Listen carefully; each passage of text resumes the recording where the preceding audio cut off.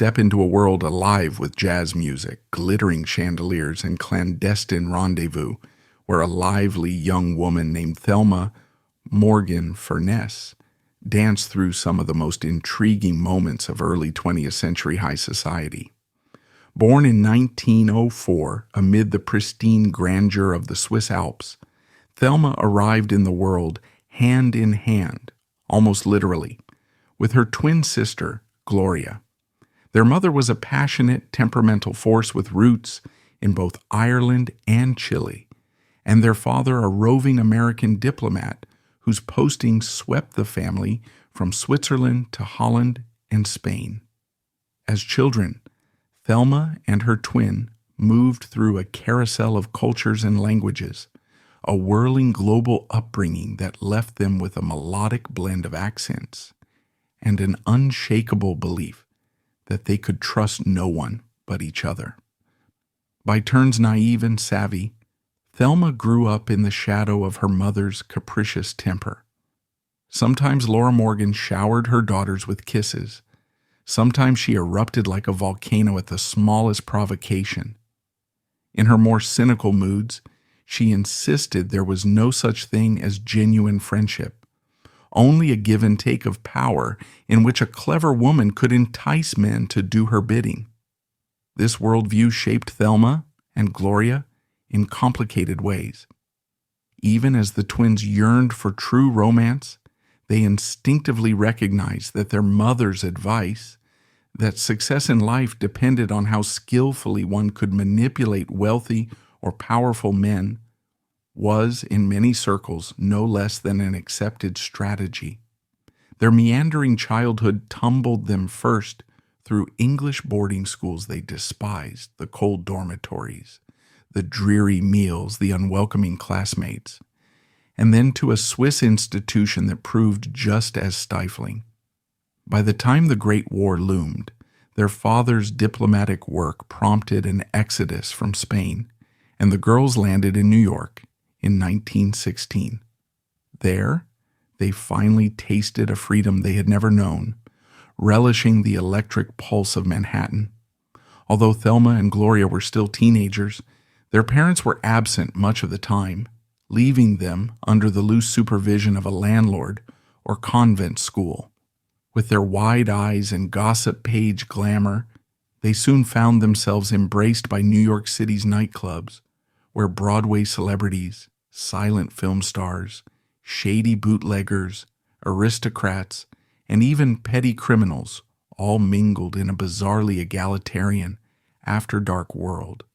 The twins smoked cigarettes, clinked cocktail glasses, and wore sophisticated outfits they stitched themselves, while gossip columns described them with awe and envy as the marvelous Morgan sisters. Even so, Thelma insisted later in her memoirs that beneath that flapper-era sparkle, she and Gloria were still quite proper. They might flirt, but they never flung themselves heedlessly into affairs. More than anything, they longed for stable marriages and children. When Thelma was not yet 20, she met James Vale Converse Jr. at a dinner party, and the attraction felt like a storybook rush, or at least an escape from the prying curiosity of high society.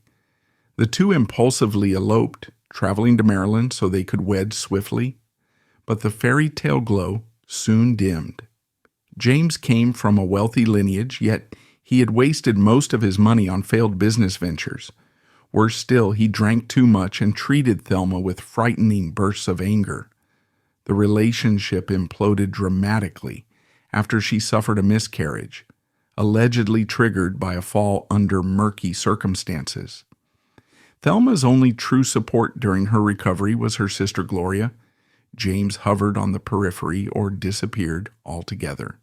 By the time Thelma sought a divorce, she had become newly aware that marriage alone was no guarantee of safety. In the aftermath, still craving adventure, Thelma made her way to Hollywood, where the talkies were blossoming and movie stars sparkled from every dinner table. She picked up a few small acting roles, but never found the triumphant career she'd dreamed of. She made a minor splash swimming in the pool at Pickfair, the famously grand estate owned by Mary Pickford and Douglas Fairbanks. And for a short time she became intimately involved with Charlie Chaplin. Tabloids speculated about a future wedding, but Thelma soon realized that the press had blown the fling out of proportion. Stepping away to preserve her dignity, she left Chaplin behind, and he married another woman only a few months later. She then drifted into the orbit of older men who seemed more dependable, people like Richard Bennett, a well-established actor some 2 decades her senior, but none of it felt truly fulfilling. Eventually, Thelma looked back toward Europe, hoping to reinvent herself once again. Her fresh start came in Paris, where she reconnected with one of her sisters and soon fell into social circles populated by British aristocrats and American expatriates. At a dinner party in the City of Light, she was introduced to the imposing figure of Marmaduke Furness, Duke as he was known among friends, one of the wealthiest men in Britain. 20 years Thelma's senior, Duke was also overshadowed by rumors regarding the odd circumstances of his first wife's death aboard his yacht. The hush-hush gossip did nothing to deter Thelma, who felt drawn to his confidence and was charmed by his generous affections. He whisked her off to nightclubs, arranged for lavish meals, and plied her with flowers. Not long afterward, Thelma's estranged husband's cooperation with divorce proceedings was encouraged by private detectives that Duke hired. The entire affair felt orchestrated, but Thelma, perhaps worn out by heartbreaks and false starts, found Duke's unwavering pursuit of her both thrilling and oddly reassuring. Once freed from her previous marriage, Thelma said "I do" to Duke in June 1926, becoming Lady Furness and sliding gracefully into the circle of British high society. She discovered a life of remarkable privilege: luxurious estates, horse races, grand dinners. In March 1929, she gave birth to a son, William Anthony, known affectionately as Tony. According to the norms of her social class, child-rearing was largely relegated to nannies. English nannies in particular could be famously controlling, regarding visits from the mother as more of a nuisance than a delight. Thelma protested that her attempts to bond with Tony were thwarted by the caretaker's rigid sense of protocol. Later, when detractors whispered that she wasn't the best mother, she blamed the starchy tradition that viewed maternal doting as a lower-class indulgence. Her niece, the famous Gloria Vanderbilt, Little Gloria, would corroborate Thelma's side of the story, insisting that the nurse had guarded the nursery door as though Thelma were a trespasser, and was downright hostile whenever Thelma tried to spend time with her baby. Whatever happiness she found in early motherhood was soon overshadowed by Duke's womanizing. By 1929, she learned that he had taken up with a notorious and notoriously wealthy divorcee named Peggy Hopkins, who had been married and divorced multiple times. Thelma later wrote that she would have remained faithful to Duke had he done the same, but now she felt wounded and betrayed. At exactly this vulnerable juncture in her life, she crossed paths again with Edward, the Prince of Wales, an encounter that would not only change her future, but arguably Britain's as well. She had first been introduced to the prince a few years earlier, an ordinary social introduction, at a party she attended with Lord Furness. She recalled noticing his handsome appearance, mesmerizing eyes, and polite but slightly shy demeanor. Their renewed acquaintance in 1929 or so sparked an immediate rapport. He approached her to congratulate her on the recent birth of her child and invited her to dine with him in London. From that moment, their dalliance took root. Edward's approach to life seemed the opposite of Duke's brash, often critical manner. The prince was gentle, even uncertain, and Thelma found that she could bring him out of his shell. Freed from the constraints of being around his father, King George V, or watchful courtiers, he reveled in having someone who listened to him without judgment. Meanwhile, Frida Dudley Ward, Edward's longtime mistress, hovered in the background, but Thelma slid easily into his affections, offering him playful diversions from royal obligations. To the public, Thelma was just Lady Furness, well liked if not widely adored, and her marriage to Duke still appeared intact on the surface. In private, she and Edward spent increasing amounts of time together, aided by her sister Gloria, who discreetly offered her house as a hideaway, where Thelma could meet the prince without rousing suspicion. The two even embarked on an African safari, a romantic sun-baked odyssey that Thelma later recounted in detail. She wrote of Edward waking her at dawn to watch the wildlife, of nights under enormous starlit skies, and of a frightening episode in which the prince collapsed over the steering wheel due to a violent fever, later diagnosed as malaria. Thelma remembered her terror that he might actually die there, in the bush, far from any hospital. Their narrow escape only bound them closer together. Back in England, however, observers grew uneasy with the hold she seemed to have on the prince. He was already regarded with concern by many in the nation, who felt he didn't show the seriousness expected of the heir to the throne. He sometimes stayed out late, mingled too freely with fast sets, and indulged in a lifestyle that seemed incongruous with Britain's economic troubles. The fact that Thelma was American only added fuel to the tabloid's simmering suspicion. Certain older courtiers and members of the royal family fretted that she was encouraging Edward to appear common and lazy. Some whispered about her pulling him away from official duties. Others insisted she was a frivolous party girl who turned the prince's home into a space where cocktails, an American abomination, were served. To Edward's credit, he tried to smooth the situation by instructing his butler to adapt to Thelma's ways, even if that meant adding ice to drinks American style. King George V's anxieties about his son's lack of a proper royal match also loomed in the background.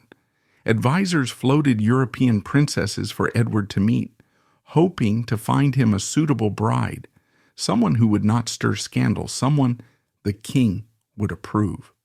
But Edward remained stubbornly devoted to his circle of socialites and mistresses, including Thelma. If there was a time when their relationship was truly blissful, it was short-lived. By 1931, Thelma had inadvertently placed herself and Edward in the crosshairs of negative public opinion when they visited a Catholic shrine, an act unthinkable for many in Protestant Britain, given that Edward would someday be the supreme governor of the Church of England. The British press was outraged, fueling the notion that this American woman was corrupting him by encouraging him to disregard tradition. Yet Thelma remained enthralled. She was deeply attracted to Edward's gentle nature. In quiet moments away from photographers and meddling courtiers, they enjoyed simple things. She and Edward would do needlework side by side, a far cry from the brassy nightlife of clubs or the high-pressure environment of Buckingham Palace. She also recounts in her memoir that they exchanged teddy bears, pink and green, to keep each other's presence close whenever they were apart. At the same time, Thelma was aware that Edward had a history of rotating mistresses, and she struggled to keep him fixated on her alone, not always successfully. Frida Dudley Ward still lingered, and Thelma inevitably found herself wondering if Edward's affections might someday shift again. The pivot point came when Thelma introduced Edward to her friend Wallis Simpson, another stylish American woman who was married to Ernest Simpson. The exact circumstances of that introduction remain hazy, with multiple versions of the story swirling. One scenario is that Thelma invited the Simpsons to one of Edward's gatherings, simply thinking it would add to the merriment. Another version has it that they first met during a shooting party or a dinner. However it happened, Thelma didn't consider Wallace a threat. She was simply a witty confidante in Thelma's social circle, someone who borrowed dresses from Thelma and joined them at dinners. Wallis claimed in her autobiography that she and Thelma weren't deeply personal friends, merely cordial, but that slight detachment might also have been part of Wallis's later effort to distance herself from the swirling drama.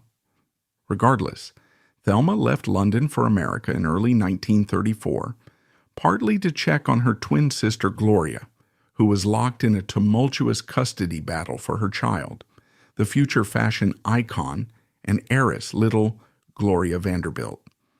During that trip, Thelma realized she was stepping away from the prince longer than she'd intended, so she asked Wallis to keep an eye on him to ensure he didn't get into any scandalous mischief.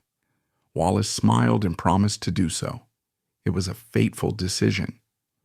No sooner had Thelma sailed across the Atlantic than Edward and Wallis started spending time together, bonding over spirited debates about politics and Edward's responsibilities. Wallis, worldly in a different way, conversant in the complexities of European affairs, and unafraid to argue her opinions, captured Edward's imagination in ways Thelma never had. Instead of coddling him, she teased him and bossed him around, something Edward found strangely refreshing after years of being catered to. Meanwhile, Thelma, still unaware, launched into a passionate fling of her own with a young and seductive Ali Khan, the son of the Aga Khan. Handsome, extravagant, and worshipped by his community, Ali Khan had the kind of mystique that made him irresistible in many social spheres. He pursued Thelma ardently, booking himself onto her return voyage to England and filling her cabin with roses. Rumors of Thelma's romance with the so-called Black Prince, in contrast to Edward's moniker as the White Prince, eventually reached Edward's ears. When Thelma came back to London, she was startled to discover that Edward was aloof, if not downright cold. He didn't directly accuse her of betraying him, but the silent reproach hung in the air. Desperate to fix things, Thelma turned to Wallis for help, trusting her friend's judgment. Wallis reassured her that Edward was simply upset and missing her, but behind the scenes it was increasingly clear that Wallis had become Edward's confidant in the most intimate sense. The final straw came at a dinner party at Fort Belvedere, Edward's country retreat. Sensing something was off, Thelma confronted Edward, more or less demanding to know whether Wallis had supplanted her in his affections. Edward deflected her questions. Another version of events has Thelma charging into a gathering unannounced, banging on the door and forcing Edward to drag her away for a private talk. Witnesses overheard shouting before Thelma exited, furious. Either way, she left the next morning and didn't look back, effectively relinquishing her role as Edward's mistress to Wallace Simpson. In a letter to a family member, Wallis declared, "Thelma's rule is over." Not long afterward, Edward's infatuation with Wallace Simpson spiraled into the national and international scandal that culminated in his abdication from the throne in 1936. While all of that was brewing, Thelma rushed back to the States to support her twin sister, who was embroiled in a deeply troubling legal case. Gloria's husband had died and left behind a tangled financial situation. Even more devastating, Gloria faced a challenge from her wealthy in-laws, who wanted custody of little Gloria. The resulting trial, often referred to in the newspapers as the trial of the century, thrust the sisters into a heart-wrenching spotlight.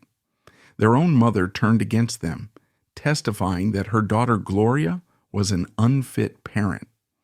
Convinced that she could gain guardianship of little Gloria and possibly use the child's trust fund for herself, Laura Morgan's betrayal infuriated Thelma, who confronted her mother. Laura snapped a threat in return, implying she could target Thelma's child, Tony, if Thelma didn't toe the line. But Tony's father was alive, so Thelma was relatively safe from such maneuverings. The custody battle ended with little Gloria Vanderbilt placed under the guardianship of her Aunt Gertrude Vanderbilt Whitney, leaving Gloria Morgan Vanderbilt devastated. Seeking a calmer environment, Thelma and Gloria, the twins, settled in New York, going into business with a dress shop. Their sense of style had always been celebrated, so they tried to channel that into a profitable venture. They even managed to host a fashion show at Harrods in London. Unfortunately, the business soon floundered, burdened by debts. At one point, a gossip column sniped that Thelma had lost her sparkle and was no longer relevant. Outraged, Thelma sued for defamation and won a settlement, proving that while her personal brand might be tarnished, she still had some fight left in her. Around this same period, Thelma found a sort of uneasy rapprochement with Duke, her second husband. She learned he was in declining health and arranged a lunch with him. By then, Europe was on the brink of World War II, and the old society scene felt overshadowed by the drumbeat of global conflict. Thelma decided to relocate to the U.S. with her son Tony to keep him away from conscription. Not long afterward, Duke's elder son, Christopher, nicknamed Dick, disappeared in action during the war. Rumor had it that he had heroically charged forward, drawing fire away from his unit. Duke was heartbroken, and his health failed even faster. He died in October 1940, leaving Thelma to reflect on the bittersweet twists of fate that had carried her from Swiss boarding schools to the doorstep of a frail ex-husband and a war-ravaged continent. In California, Thelma moved into a house with her twin sister Gloria, and they enjoyed the glitzy Hollywood scene, attending the grandest parties. Tony, Thelma's son, found new friends among the child actors of the era, Shirley Temple, Roddy McDowall, and Elizabeth Taylor, but struggled in school due to his accent and aristocratic background. By 1941, little Gloria Vanderbilt, now a teenager, joined them in California, and Thelma and Gloria treated her more like an adult friend than a child, letting her go on dates with film idols such as Errol Flynn and forging new Hollywood connections.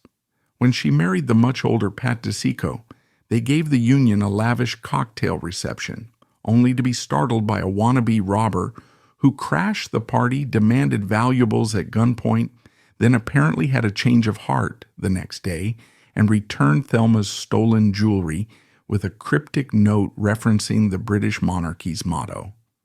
Ultimately, Thelma and Gloria faced a wedge between them and little Gloria after she decided to wed yet again to a man in his 40s. Tensions erupted, and little Gloria cut off contact for over a decade. Over time, Gloria Morgan Vanderbilt suffered from deteriorating health. Glaucoma rendered her nearly blind, and Thelma became her guide, ensuring no one noticed her failing vision in public. The twins lost their mother in 1956, but they'd found some measure of reconciliation before her passing. They launched a series of small businesses together, one involving toys, another dealing with fragrances, and yet another in advertising. But none flourished for long. In 1957, Thelma did an ad for a slimming product called AIDS, proclaiming its effectiveness from her own experience. But perhaps the greatest testament to their shared bond came in 1958, when Thelma and Gloria released a joint memoir titled Double Exposure. They concluded that if they had to live their lives over again, they'd do it almost exactly the same way. In a later edition, however, Thelma added one rueful exception.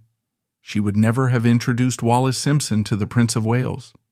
Time passed, and Thelma watched the next generation grow.